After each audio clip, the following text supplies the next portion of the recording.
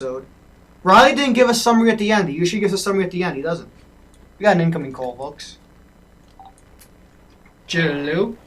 Hello, I'd like to speak to the Wolfhound. This is he. Wolfhound, did you hear what this crazy kid on Long Island did with swatting the other kid on the video game?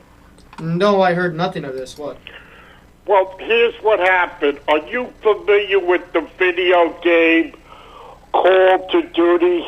Call of Duty, yes, everybody in my generation knows that game. Okay, these two kids were playing Call of Duty, and one kid lost.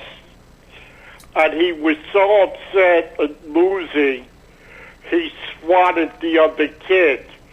He sent a message out to the police that he was the kid who had won the game, but he said that he had killed his mother, he had shot his mother, and he shot his sister, and he was going to wipe out everybody in the house. And the police responded with a SWAT team with helicopters and armored vehicles. And the kid who had won the game knew nothing about it till they crashed in his front door, and they put him down.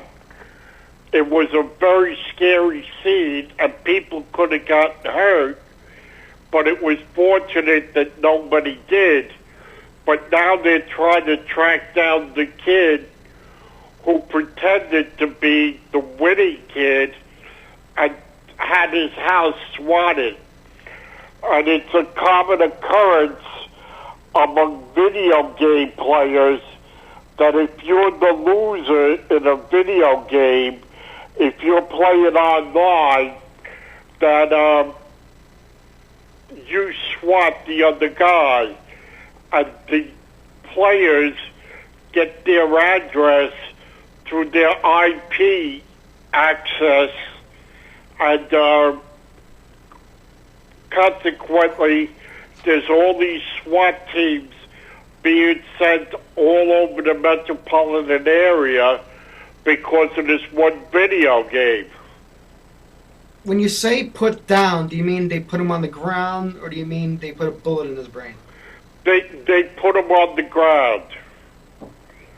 Fortunately, no shots were fired, though that they did respond as if it was a terrorist incident. See, that was the danger about it, and the helicopters.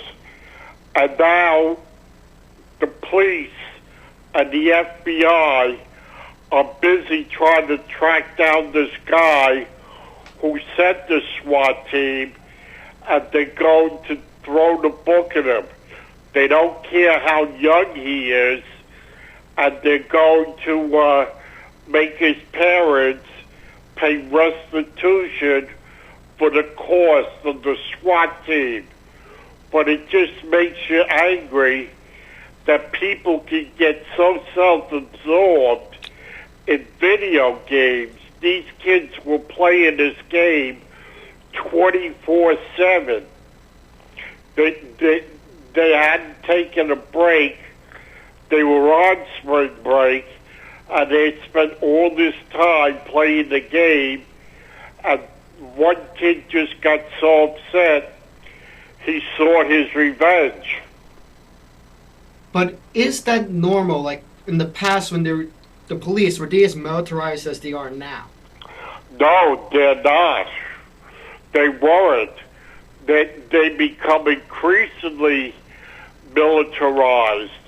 And one of the results of the Iraqi war was that many local communities have gotten armored vehicles that have returned from Iraq, and they use them in these SWAT situations. But we've become overly militarized because of the terrible incidents that have happened ever since Columbine. The response is to bring overwhelming force and to just neutralize any potential threat. But you may be right in asking, is the cure worse than the disease? I mean, because they obviously broke in. Did he have a warrant or anything? Or No. No, it was called exigent circumstances. It was just off this report of the kid who lost. He contacted the authorities, the appropriate authorities, and from that moment on, the response was automatic. Remember last year, there was this guy who sent out this, he was on a boat, and he sent out this false mayday that his vessel was sinking, and the cops all went out, and there was shore patrol and helicopter response, and it turned out that it was just a hoax. Apparently, these things are becoming more common, but what happens is that invariably the evildoer leaves a trail, that there's no way that you can interact with your computer and the telephone system without leaving a trail that they'll be able to find. And they say now that it's just a matter of time until the police track down this hoaxer. But then that brings in the question, what do you think is in the definition of evil? What makes a person evil? Well, an evildoer is somebody who does evil. And sending all these mechanized paramilitary units on an unsuspecting civilian abode is evil. The danger that can happen with the tension ratcheted up to such a degree is mind-boggling. But what if they say somebody's evil who's not evil, like what that kid said about the other kid who got a SWAT team on him? Well, that's a question for philosophers and theologians. Because then you can just say anybody's evil who's not evil, and they're treated like they're evil. Yeah.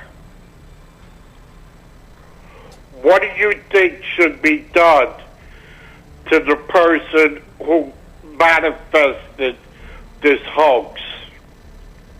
I don't know. They're going to do what they're going to do. What you call it? I do think that they should be forced to pay some restitution. Yeah, but it's the parents who are paying the restitution, not the kid. Yeah. That's true. That's true. And you get to the whole idea, what is the parent's responsibility? If they allow their kids 24/7 access to computers, where does their responsibility lie?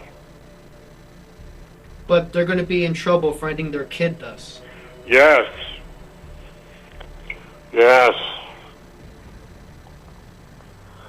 What you call it, what is it about the appeal of this video game, Call to Duty, that has such fanatic fans? Well, because there's not really anything we can do anymore, because we can't spend money on anything, so we use this stuff to like hang out and play video games together. Yeah. Have you ever played Call to Duty? No, I haven't figured out how to get the Wi-Fi up. Oh. But it is a popular game, right? Yep. Wow. What you do during Earth Day, Wolfhound? Oh, I got a plant. Tell me what happened. Oh, so they were like giving away free plants outside Hayes Auditorium. Oh, yeah? So I got one. What kind of plant did you get? Just a plant. Yeah. Do you know what is a big issue now that involves a very subtle form of pollution? People are disposing of their antibiotics by flushing them down the toilet. And now, through water recycling and filtration plants, these antibiotics are getting into the water supply, and we're building up a resistance to the antibiotics. And you would never think the simple act of just flushing unused medicine down the toilet bowl would eventually end up with the antibiotic-resistant society because of the infiltration of the water system. I remember the first Earth Day in 1970 when the city closed down 14th Street, and they said it was the beginning of the end of pollution. That was just a farce, because in some ways we have more pollution than we've ever had before. That's true, and they're still trying to get that oil pipeline. It's a good thing he moved it in there a year, but he's still trying to get it. Well, that oil pipeline would be a big benefit as far as oil pollution is concerned, because if the Canadians cannot sell their oil to the Americans, they're going to sell them to the Chinese. And the Chinese have no pollution restrictions, and consequently would befoul the air far more than the Americans would in Louisiana. That's a good point. Well, Wolfhound, it was nice talking with you. Did you have a nice Easter? Yep, I'm just about to talk about that. Oh, okay. Well, then I'll get off, Wolfhound. But you have yourself a very good day. Okay, you too. Bye-bye. Oh, well.